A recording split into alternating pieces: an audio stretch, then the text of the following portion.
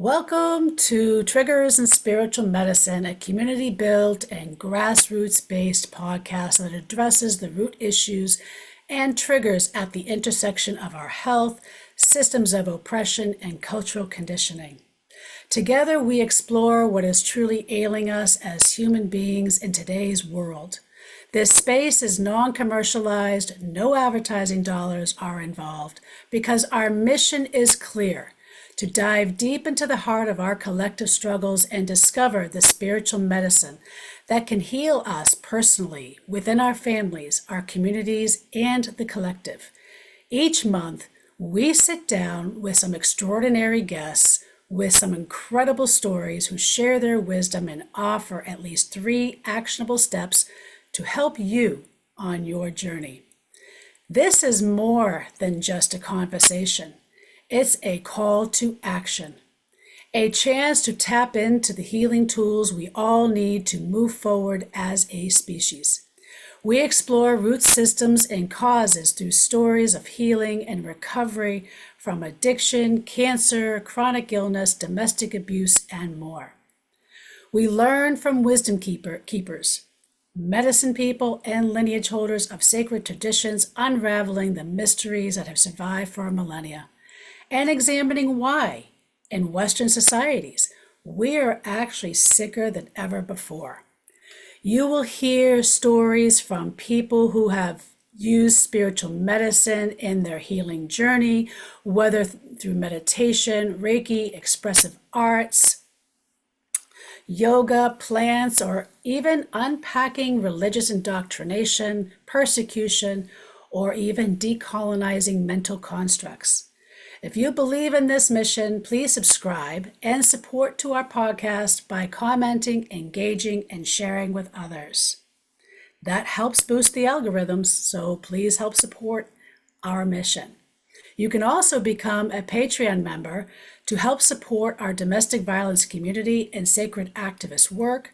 Membership levels start for free, or you can join for $5 a month to gain insider information, exclusive content, and more. So whether you are a healer, a seeker, or simply curious, you're in the right place. So let's journey together. My name is Laura Bonetzky Joseph, and I am today's hostess with the mostest of triggers and spiritual medicine. And today's guest, holy cow, this woman has got like some game, and I'm just going to read her bio. She is amazing. So in November 2021, CEO Demetria Goode founded the Goode Fight after she was brutally beaten and stabbed by her ex 6 times in 2013. Burdened by trauma and pain, she believed it would stop in death and attempted to take her own life. Demetria's plan was interrupted when her youngest daughter described how much she loved and adored her. From that point, she took on a new, positive, and fresh outlook on life. Determined to heal, she began the process of loving herself in the past, present, and future. Obstacle after obstacle, Demetria started to confront, accept, and acknowledge what it was she did have control over in her own life. The road to healing would form the foundation and basis of the inception of the Goode Fight, hence her last name, by the way. The mission of the Goode Fight is to positively impact the lives of victims affected by domestic violence or life trauma. We strive to complete this mission by making connections and sharing life experiences in a group setting or in individual sessions. The Goode Fight's vision is to help others with support they may not otherwise have within a space free of judgment. Demetria is a firm believer that opening up and sharing your story within a welcoming community through the platform of the Goode Fight will help others through similar experiences. And can I just amplify that last sentence? Because one of the things that I have noticed is the ancient ways, the ways of our ancestors was when there was like something traumatic that happened, they didn't label it as here's a pill, go self medicate and go into the corner and go away. Okay. It was a whole community that came around and supported when people were in crisis. Okay. And meeting you was absolutely fantastic. And one of the things that I would love you to share, because you have such obviously a traumatic story, which I don't want to spend too much on exactly that, because this is really about like how we overcome those things. But I want you to share like what was that triggering moment? Like, here are these things, based on who you were and who you are today. Can you share some of those moments? Oh, And welcome, by the absolutely. way. And thank you. And I want to say thank you for having me on your podcast episode. It is such an honor. So share what triggering moments. I think there were a lot of triggering moments, and some of the triggering moments were undefined. And when I mean undefined, they were childhood moments that we just let go throughout the years, which leads into our adulthood. And our adulthood, a lot of times we make decisions from traumas from our childhood, and we don't realize that. So, I'm not going in situations like this, I try to be very transparent and honest. So there were triggering moments on both sides. If we're going to talk about the abuse piece within my ex-husband, when we met, it was a beautiful relationship. We had fun. We were friends first, and things got more serious. But when he took a spiral in his life where he started to go down, then the whole entire family on both sides were impacted from the things that he was going through. But I had undefined issues as well because I wanted to be loved so bad. And the piece of it is identifying what love was. And I don't even really know if we should call it a trigger. It's taking accountability for my life and addressing these issues. So now I can sit and say that I wanted to be loved so bad that anything that I identified as love, I fell for it instead of getting to learn the person and to learn if I really loved them. But that stream stemmed from my childhood. So I was trying to find a Could we just validation. Yeah, Uh-huh. could we just amplify that? Because like we Uh-huh. have like Disney that amplifies what little girls are supposed to think love is, right? Like Mm-hmm. here's Prince Charming, right? And they're gonna Mm-hmm. like rescue you from this evil queen, and they're gonna like whisk you off your feet, and here's this big castle, and like this is also like you don't necessarily have to have like, I mean, I grew up in a domestic violence household, but it doesn't necessarily have to be that. And Mm-hmm. it can be just we are taught basically as girls to turn our power over to external sources, Mm-hmm. right? Mm-hmm. Yeah. And then do we even know what love is? I mean, that's a really like, let's just like sit with that one for a moment. Like, do we really know what love is? Well, through this healing journey, I can say no, I did not know what love was. I think my mother tried to love me the best that she could, but whatever she went through as a childhood, she couldn't. And now I realize that I accept my mother. We try the best that we can, but that's my mother. I love her, but I wish that her parents instilled love within her so that she could have been able to love me the way that I feel like a child should have been loved. I'm not going to say she was the worst parent. She wasn't, because she did. She provided. She made sure I had things. So there were pros and cons to the entire my child raising, right? Was But any of that, was any of that like kind of like, was any of that kind of linked to survival? Like one of the things I've learned with even with trauma and generational trauma too, is because the initial trauma was never dealt with. So what happens is those ancestors never got resolved, never got to heal. They were stuck in survival mode. And yeah, they did the best they could. It wasn't like they were bad people, but they never healed. And then their parents never healed, and then their parents never healed. Do you feel that played a role? hmm generational curses, I would say. You know, absolutely, because I remember my one of my grandparents saying to me, "Why do you always hit, kiss, and hug your kids? That's just too much." And you're always telling you love them because I love Mm. them. You want a different way, and we as individuals, what we go through, that trickles with us. We don't realize it because we suppress a lot of what we've been through. So we'll say, I went through this as a child, and we'll try to move on in life. Like, uh, I went through as a child, but I'm going to black it out. I'm going to try to live life.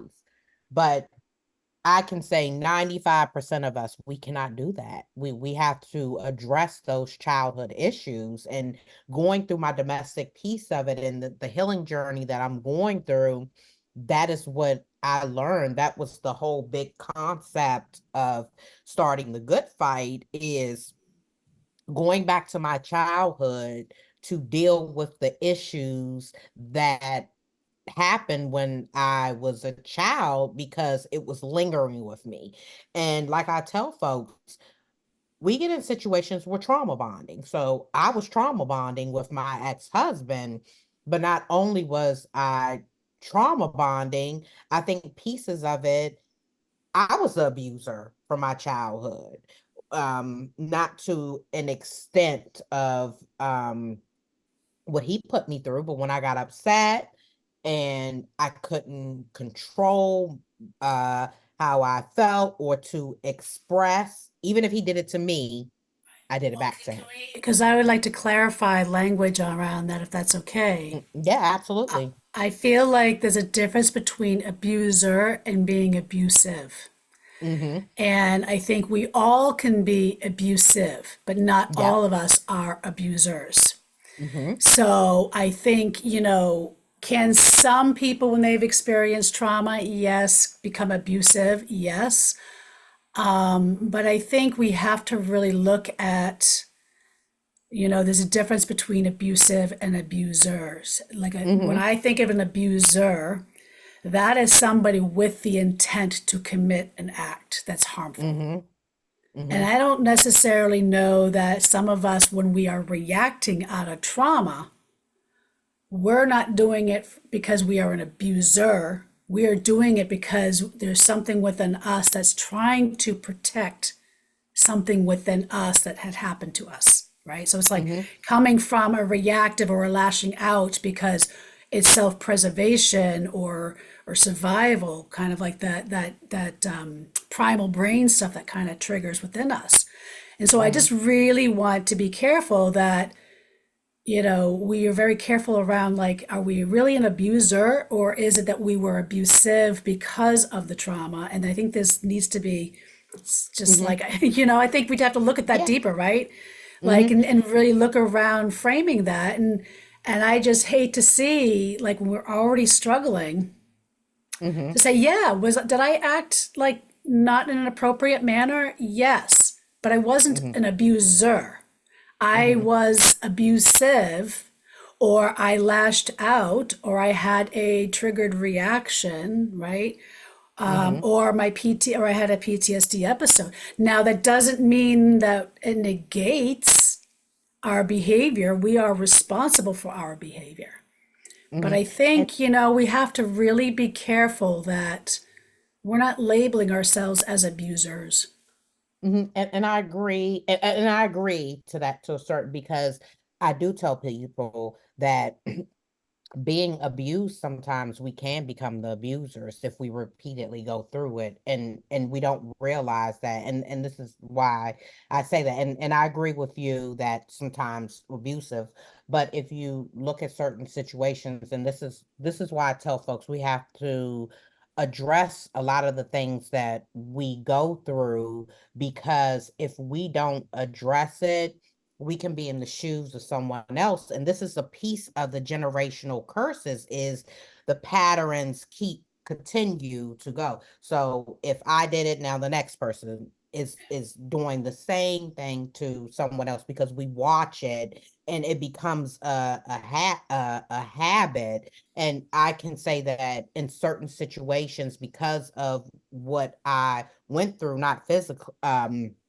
went through in situations physically, that if I got in a relationship with someone and I got upset, and this is before me being brutally beaten and stabbed, have I hit someone? Yes, and that would be abuse. If someone triggered me and made me upset and mad, and I reacted to smack them or hit them, I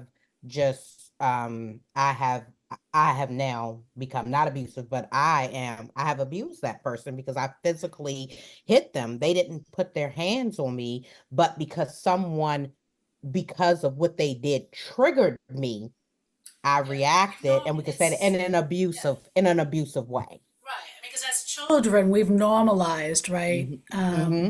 We've normalized certain patterns and behavior. And I think, we do have an epidemic of unresolved. I said it, I wrote it in my Hmm. books. Hmm.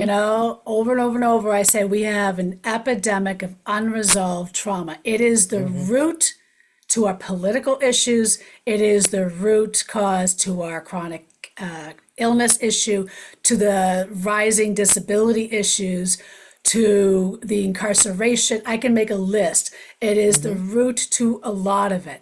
And then let's go to the root to that. Like I can go into the roots and go tentacles, the tentacles. And that's the Hmm. root of systemic oppression. Because if you're not given a safe place to heal, surrounded by community like our ancestors did, then we're just told, here's a pill, go in the corner and go do your thing. Or here's this, oh, well, your insurance only covers this. I only have 15 minutes for you. Yeah, I know you're going through a really difficult time, but I only got 15 minutes for you. And yeah, your insurance doesn't cover it. And oh, I don't know, Hmm. but try this, try that. And then you call 20 different places and just door slammed. And I know I went through this. I went through this 20 years ago. It was like Me too. door slam, door slam, door slam, door slam, door slam, door slam, door slam, door slam, door slam, door slam, door slam, door slam. And next thing you know, it's like my PTSD got worse because I'm crying Hmm. for help. And it was like, well, no, we don't do it. You got the wrong place and call here. And then it was like the ring around the Hmm. circus. And, if we want to break trauma, it starts with us. We have to be the cycle breakers. We have to do the cycle breakers. And here's the thing about healing. Healing isn't this, I'm going to go lay on a massage table. I'm going to go get some woo woo stuff, whether it's sound healing, massage, Reiki, energy, whatever. And I get off the table and I'm like, oh, I feel this is so euphoric and this is great. That is like no different than having a glass of wine. So as I say, healing is really going into the cave, Yeah. looking at those dragons, and recognizing that those dragons that are hiding the gold, they're not your enemy. The dragon is your friend. You have just made them your enemy. And when you go down in the depth and face those hard truths, befriend those dragons, let them become your friend. Guess what? That gold equally becomes yours. And Hmm. all those gifts that you have been suppressing, that love you were trying to figure out, all those other aspects get broken. And now you've integrated all those things that you've stuffed away, stuffed away, stuffed away. I always say when the trigger comes up, we tend to go, oh no, oh no, oh no, I already dealt with this. We go, whoosh, instead of energetically taking the boot and going, get the hell out of here. It takes the Hmm. same energy to do both, right? Yeah. And, And you that's know, why I tell folks, oh, I'm sorry. And that's yeah, why I no, go tell ahead. folks we have to take, and a part of my healing journey was Yeah. looking at my life, taking accountability, Mm, forgiving, And I had to say within myself, some things in our life are uncontrollable. There's nothing that we can do. Some things in our life are controllable, and those are the things that we have to really sit down and take accountability for, and to say, you know what, I forgive myself. I forgive individuals, because in order to move on, to go through the healing journey piece of it, you have to forgive. You See, have I know to, for you may me, not forget, yeah, you may not forget. Uh-huh. I was gonna say because I know some, like I know for some rape survivors and me, I struggle personally, like even with the forgiveness Mm-hmm. because I think there's an element where it feels like there's no accountability. So for me, it is make peace with those pieces. When Mm-hmm. I can make peace with that, knowing that I don't have control over, again, it's like those shadow pieces, those dark pieces within us. When we make peace, because it's controlling us whether we realize it or not, but when we make peace with those aspects, it's not running our life. Mm-hmm. And I guess, is that forgiveness? I don't know. I just know like the Mm-hmm. word forgiveness is hugely triggering for some survivors. And Mm-hmm. I know like, and for others, it is the medicine, right? So it's, Mm-hmm. and if it doesn't, if it works for you, great. If it doesn't, then the key is like, then what? It's make peace with those. How do With you yourself. make peace with that peace? And that goes into the shadows. That goes into that's like Carl Jungian, and it's like make peace with those aspects that are hidden in our subconscious. Those Mm-hmm. things that maybe we don't want to look at, right? Whether it's looking at yourself and you can't look at it, and you're always beating the shit out of yourself, verbally assaulting yourself in your head every day when you wake up and look in the mirror. Well, you cannot create the life you want if you're doing something as simple as that. Start there, make peace with that. Mm-hmm. Then you can go into the other places. It's knowing like that dance, I think. It's like, how do you do that? Well, it's knowing how you process and figuring out, like, I feel like there needs to be like a trigger. There has to be like some sort of trigger. Like, what is it? Is it that you are horrible to yourself in the mirror? You're Mm-hmm. hypercritical? Maybe you start there. Or others, it's, the way you eat, and you start showing it by making peace by eating and choosing healthier foods, right? Not Mm-hmm. poison. I say you're either putting medicine in your mouth or you're putting poison in your mouth. Poison in your mouth. Yeah. Okay. So it's like, and then again, and then we talk about like self love, like these are all the micros. And I find that when we start with the micros, the biggers get easier to deal with. And it does. And I think everyone deals with healing differently. Yeah. And whatever works for an individual is it's work for you. And for anyone, what someone else does to heal may not work for you. So what was the Um, what was the thing that's like, here you were stabbed 6 times. mhm. And you're like, and you try to kill yourself afterwards, and it was like, and I know your daughter was a key influence, but that triggered you. So what was the first step? Like, what was the first action step you took to start that healing journey? Before you started the good fight. So what was that defining moment? Like, was it that you got counseling? Was it that you found a mentor? Was it like, what was that step? Did you start meditating? Like, what was that next step? So I actually went into kind of a little shell. Um, and I had to sit back.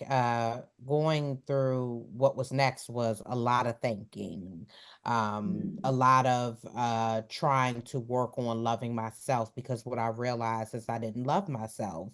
And what was the piece of that is I always put people before me and put myself last. That is a piece of not loving yourself.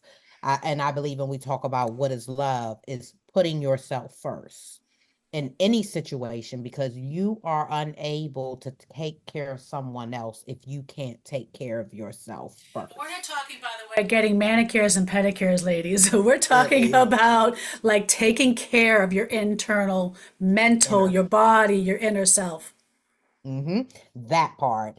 And so after I attempted this, would put me into the position of me wanting to take my life is because I was at my ultimate low in my marriage. I was confused. I didn't know who I was. I couldn't mentally think. I was a wreck. I was at the deepest depression that I could ever be. And I sat on the floor and put 30 Percocets to my mouth. And as I put the Percocets to swallow it, my daughter ran in the room and was like, "Hey, mommy, I love you," and kissed me on my forehead. And I just remember that day like it's today. That's how clear it is. And when I sat on the floor, I was like, I have 3 kids. So that was my youngest. And I was like, I have to be here for my kids. Even when I got stabbed, I wasn't worried about my stab wounds. I was worried about my kids. I'm in the ambulance, like, I need to call my kids. I need to call my kids. I need to call my kids. And I would always type a post on Facebook. And I went off social media for about 5, 6 years, and it was just a detox, a cleanser.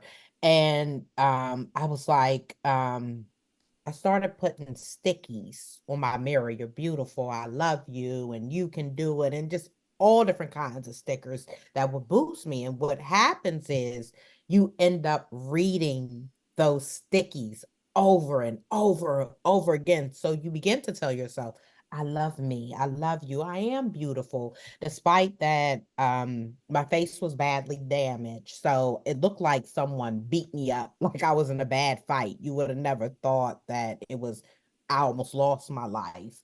And that piece of it, I realized that my self-esteem was actually an insecurity. It was a cover up from everything that I had been through in life. I just built this image. I dressed nice. I kept my hair done. So I was suppressing everything I went through in life. Can And we just pause right there? Because I mean, yeah. I want to just say and put it out there for those who are listening, how many can resonate with just what she just said right there? Mm-hmm. Like, how much do we say we just have to move on? We don't have time to deal with this stuff, right? Mm-hmm. Mm-hmm. And I can relate a lot to your story. I know we've talked before, even on your podcast, when I was a guest on you, and like we've talked, and I see there's a lot of overlaps in a lot of our stories, Mm-hmm. and but I want to just take a reflection for folks who might be listening, for them to just sit for a moment and just see, like, are you doing the same? Mm-hmm. Are you doing the Yeah. same? And reflect that because of what has happened in our political system in the last, 8 years, domestic violence, suicide has been skyrocketing.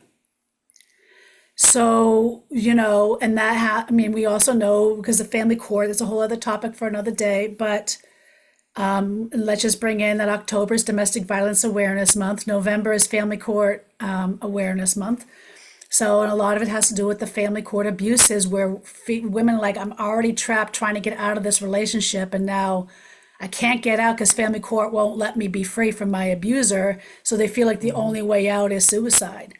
And it doesn't have to be that way, but there's a lot of change makers. So you were sitting there on the floor and you were experiencing this. I just wanted to take a reflection moment for those that might be listening that might resonate with what you're saying. Yeah. And I it took me I'm sorry.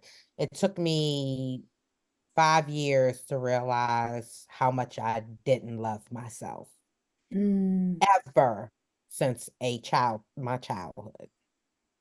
And I had to build that piece on loving me and focusing on me and focusing on my internal and external love for self and building boundaries, because when people cross boundaries, that takes away from the love of yourself, because it's a respect thing. So after about 5 years, I up until then I would type my life experience and then I would delete it, couldn't hit send. And one day I was like, you know what, I'm going to take all of my hurt and pain and I'm going to turn it into a passion to help others. And I didn't know that it was going to go the way it went. And when I shared my life experience and what happened to me, and I'm honest about my life experience because there are two sides. And for me, only one side was told. All the rumors and covering and justifying why he stabbed me 6 times with a steak knife and the steak knife broke in half and he brutally beat me. You cannot justify not one bit of that to anyone. And anyone that listens to that is just as much as a fault as you because there's another side to that story and which is mine's and what I went through on both sides and what led up. And the thing is, people know how individuals are, and family and friends will take up for the abuser knowing that they have done this. Well, Not to the not to I the mean, extent that they have hurt abused someone else, right? we have Supreme Court justices that raped people. We have a Mhm. president that was convicted of raping, and people don't seem to care, and it's really disturbing because what are we teaching our youth? What are we teaching our Mhm. children if we're saying it's okay, boys, go rape the girls because you could become a Supreme Court justice and president of the United States, right? Like, even if you're convicted. So it's like, what are we teaching our kids if you're not listening to survivors? What are But we not what are we even. seeing?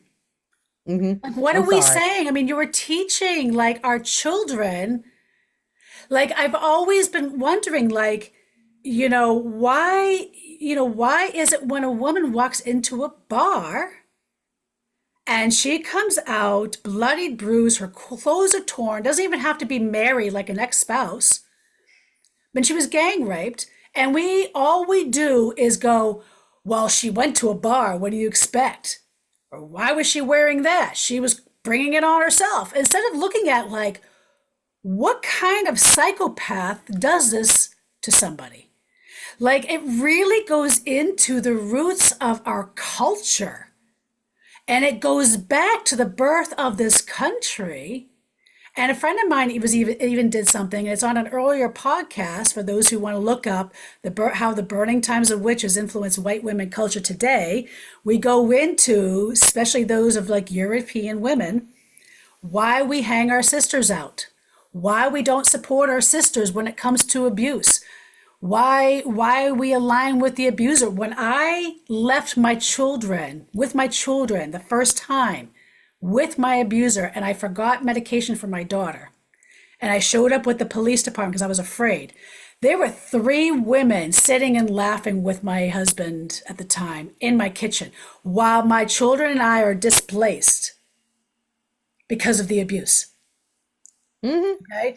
And so, why do we do this to our sisters? And I think we have to really look at, and like the burning times of witches is one good aspect because it really does feed into like church indoctrination and church persecution, and which is also goes into the underbelly of like the white man is the owner of basically everybody, right? But it's like, why do we do this? It has to do with 600 years, whatever it is, of conditioning that we are Mhm. less than. Actually, it goes back even more because women really didn't have a lot of power for almost 2,000 years. So Mhm. it's been escalating. We're at it now, even politically. Like, we see this here. Like, that's just a mirror of what we're talking about. Why don't Mhm. we support survivors? Well, I think a lot of it stems from home too, and this is why I bring this up is because you can be in a home and your grandmother, grandfather, mother, sister, brother, aunt, uncle, you can go through a form of abuse and folks will know that person is a predator and they do nothing about it. You voice yourself the harm of what that person has done to you, and nothing is done about it. So you have another relative that goes through the same form of abuse. Guess what? They're afraid to talk about it because they know that their last relative went through it and they were punished, ridiculed for speaking up of something that happened to them.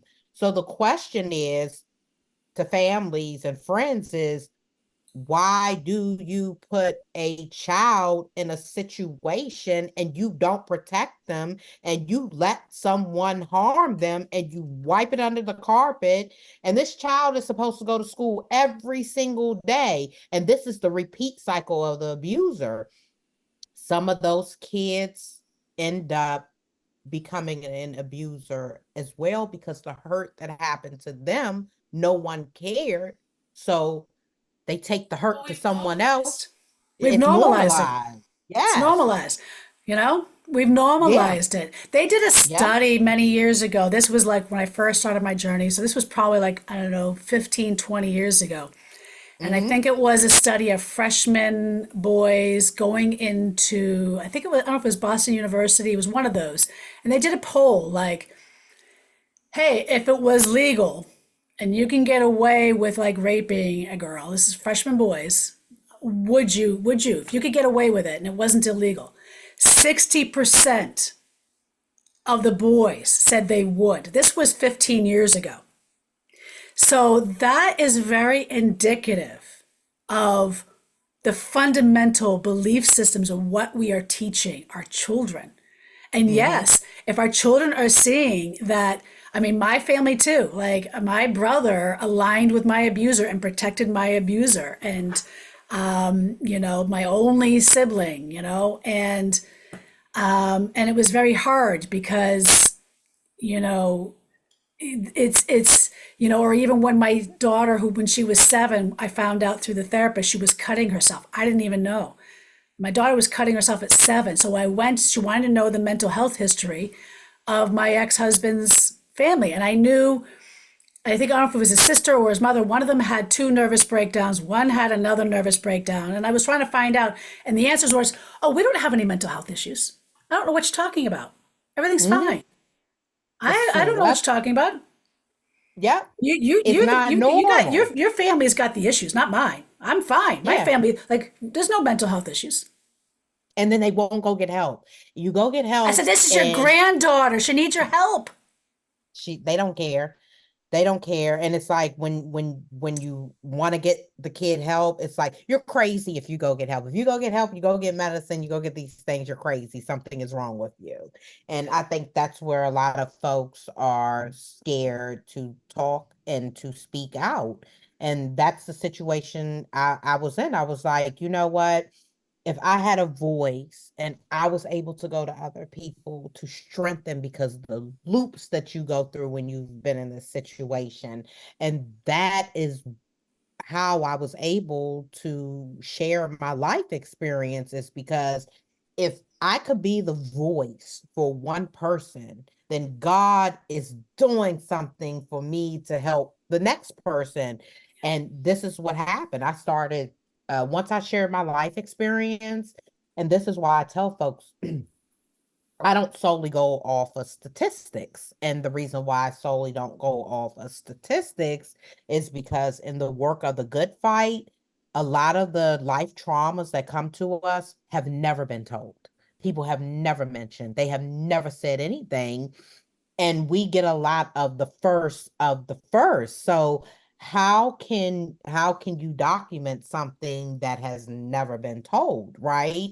And that's what I find like probably That's why I 70. said it's more of an epidemic than what we Yeah. when we realize. Yeah.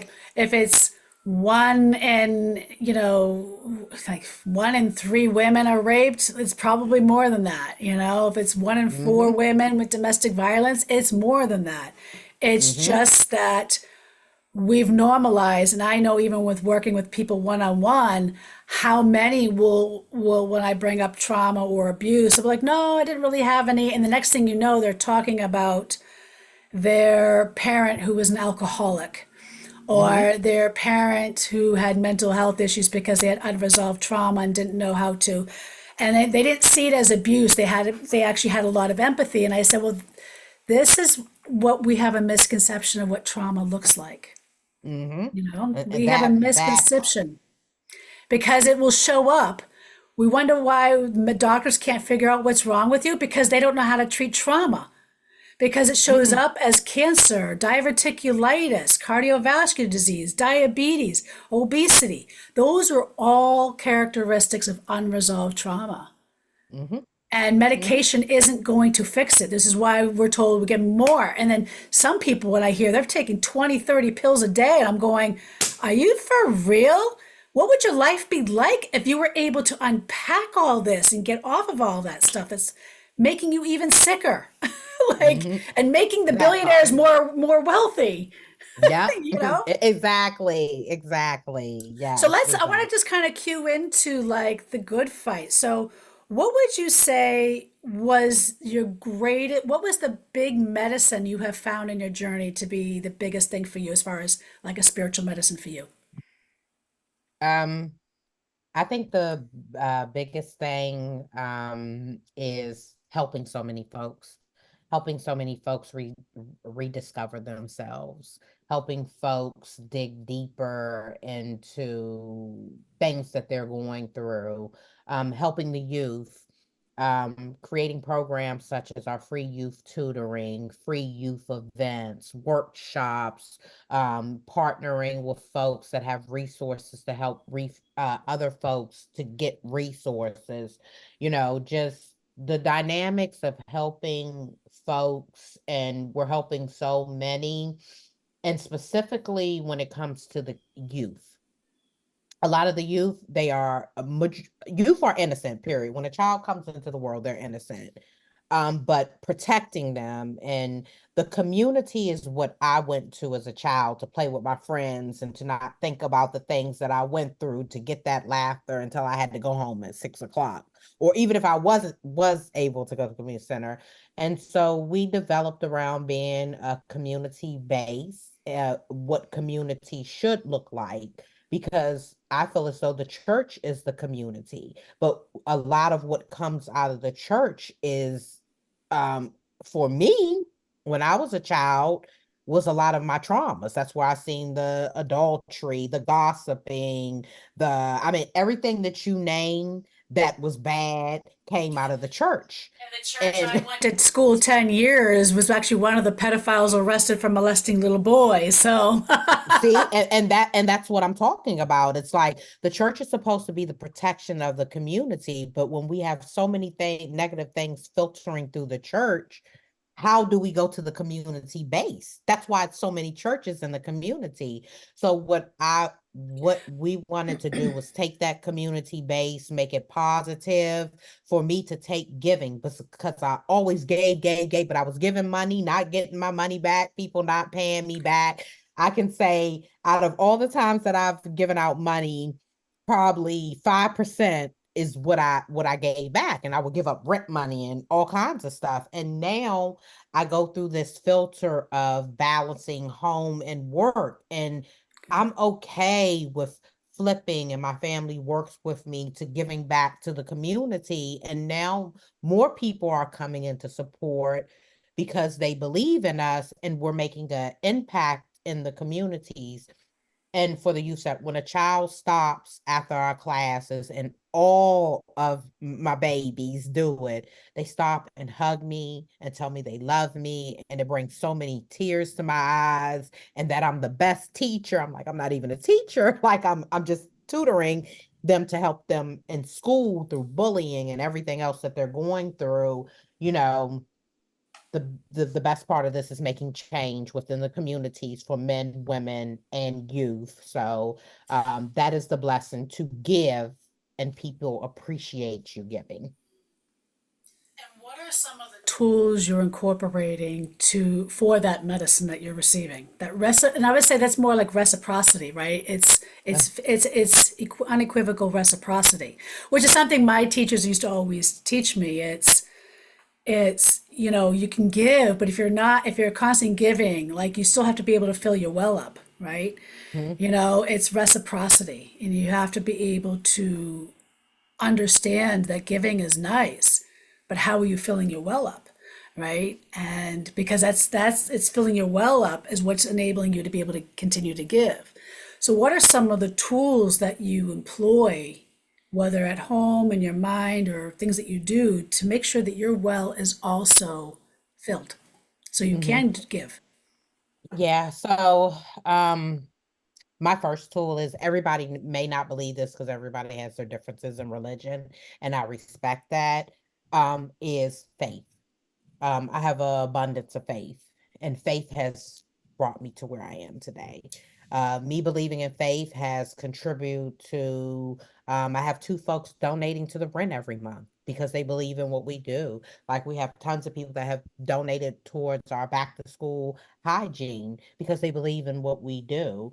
So, my well is filled with love, and and God has given me the tools to disperse that love, and once I push it out, people push it back in. So it's a cycle of, you know, hard work pays off, and we are an example of how hard work pays off and do not give up. So for me, I get up every morning because I feel good, because I'm at peace, and I love myself. And by the way, this is my first time loving myself. This is the first time I have been at peace, and it shows. So when you walk with that confidence and people see what the love, when you smile, people know that you're genuine happy. When I smile, I'm happy. This what you see is what you get. So it touches folks differently. So do So, you like start your day with like setting intentions, prayer, meditation? mhm. Like what is your kind of like how do you bring faith or weave faith into that trust model? Hmm. So I work a lot, so it's hard to fit a lot of time in. But I every morning that I open my eyes, I thank God for allowing me to see another day. It doesn't matter. A lot of times I may lay in my bed, but I detox. Like I won't answer my phone at a certain time, typically till after 7 o'clock. It's one or two people that can call me before then, right? And I've shut it off. I'm learning boundaries, and so when you set those things. And I also meditate. I used to meditate more, but the work has filled up. So I do 95% of the work at the Good Fight. So sometimes I'll just take time and I'll sit back, even when I'm in the office, and I'll close my eyes and I'll just be like, thank you. Sometimes late at night, 11 o'clock at night, I'll walk outside on my steps and step in my grass with no shoes and look in the skies and be like, thank you, and just put my hands up. So I connect with the universe. And I think when we connect with the universe will connect with us. And you bring up a good point because I think people have this concept of even meditation that you have to go to a class and you have to go or you have to download a program or an app on your phone. And no, it can be, part of meditation is mastering presence. So it's going and paying attention to your surroundings, inner and outer surroundings. And it literally can take 5 minutes. It can be like, hey, I'm busy, but I'm going to go put my hand on this tray and I'm just going to say hi, thank you, and keep walking. Mm-hmm. Like, it doesn't have to be much. And I remember gratitude. Gratitude for me was really hard. I mean, I talk about it in here in the Secrets to Healing book. And because that goes into like the 5 Japanese precepts, and I go into that gratitude was probably the most difficult one because how do you be grateful?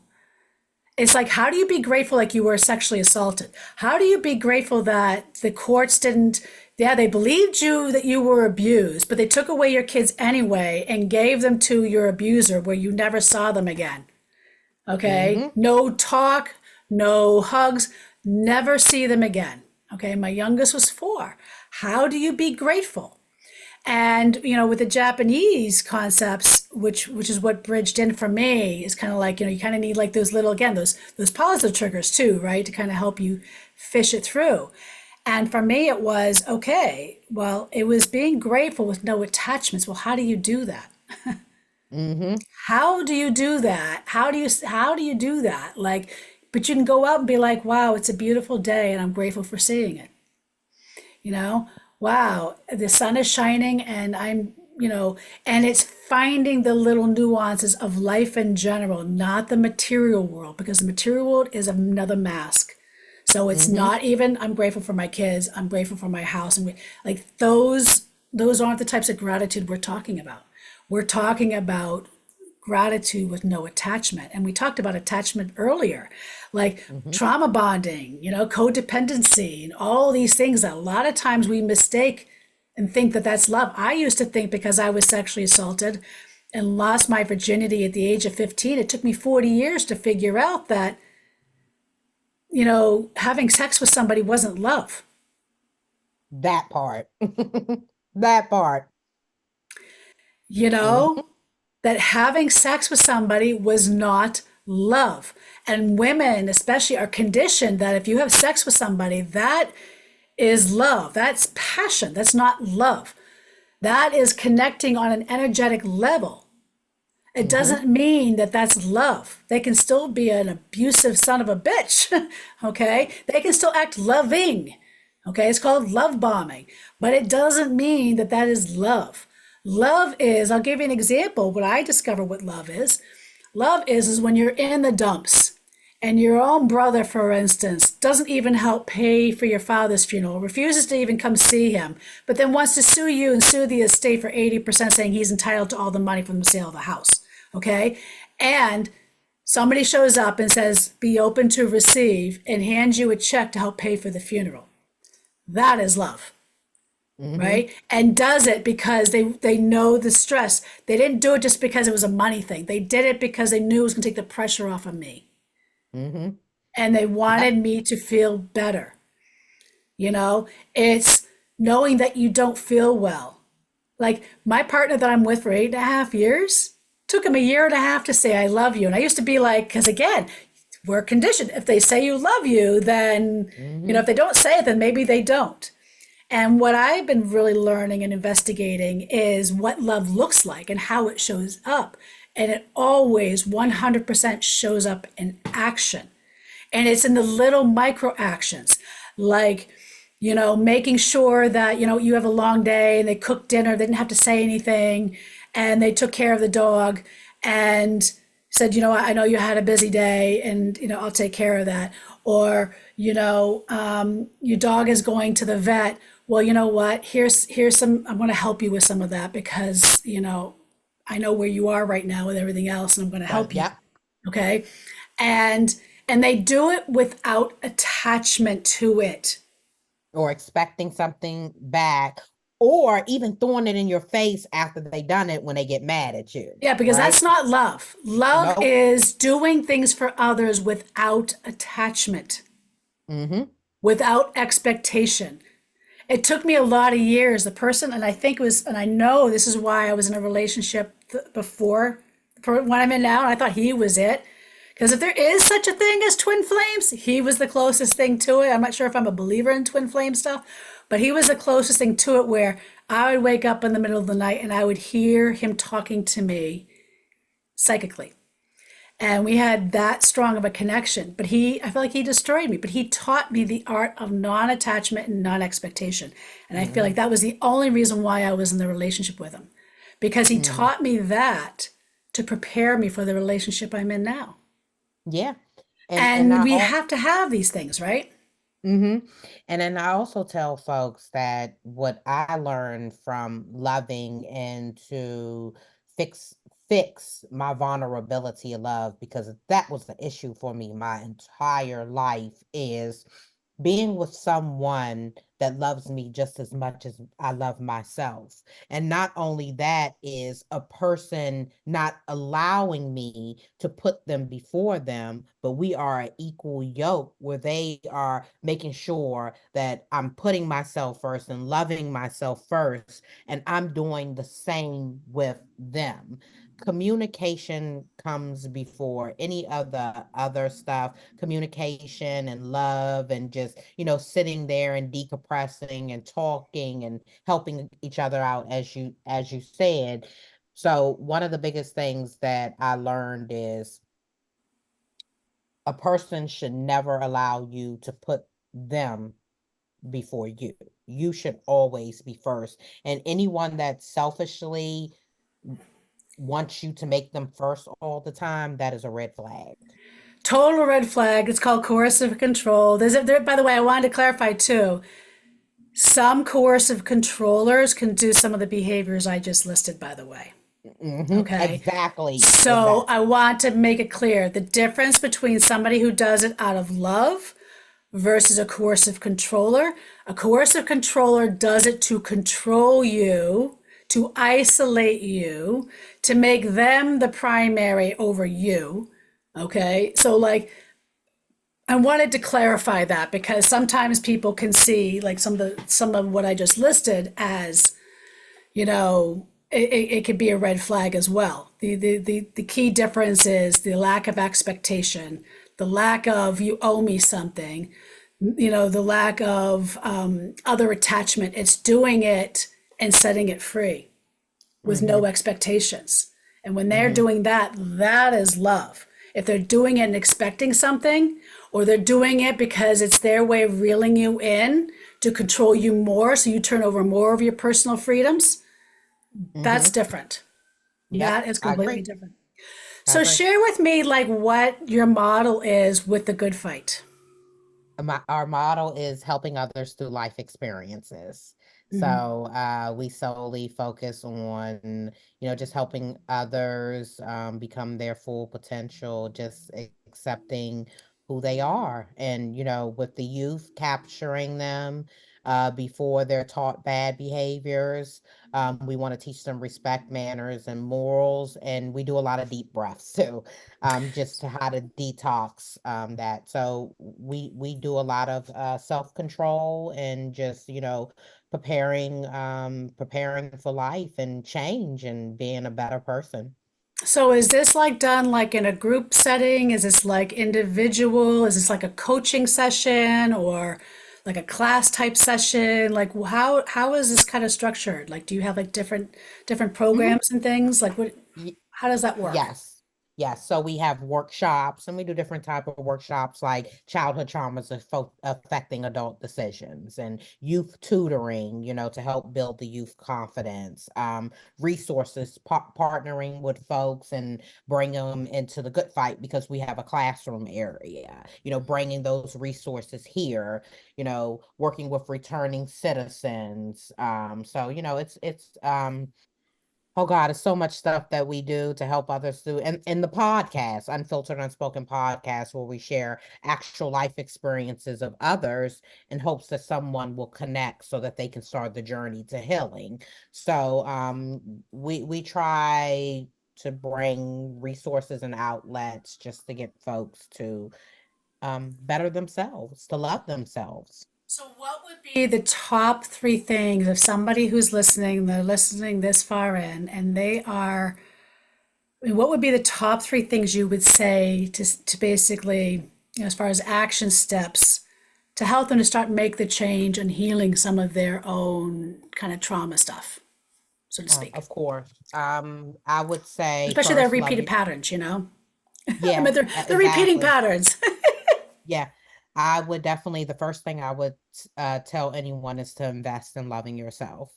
If that is taking stickers or writing memos or notes or journaling, just so that you can overcome or address whatever you're going through so that you can have a positive outlook on life, but to start to your journey to going into the peace pattern and loving yourself. Second, I would say for domestic violence victims, if you see red flags, don't ignore them. Once you see a red flag, you need to pay attention. And if it's a red flag significant enough, leave immediately.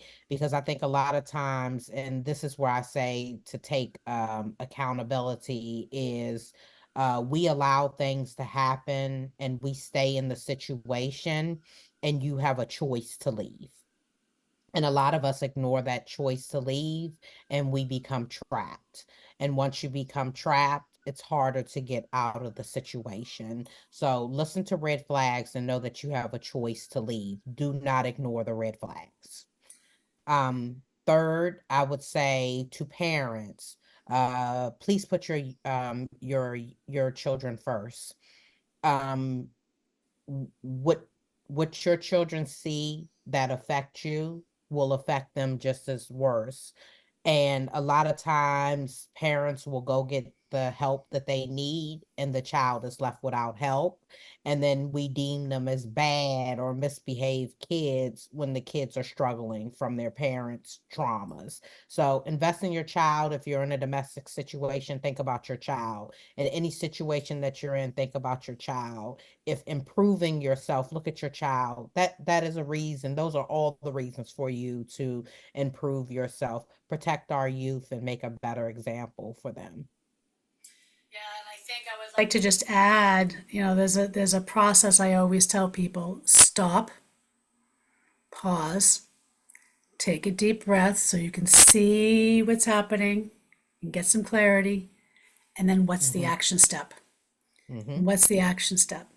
What's the best way for folks who want to learn more about the Good Fight, or want to maybe support you? What is the best way for folks to reach out?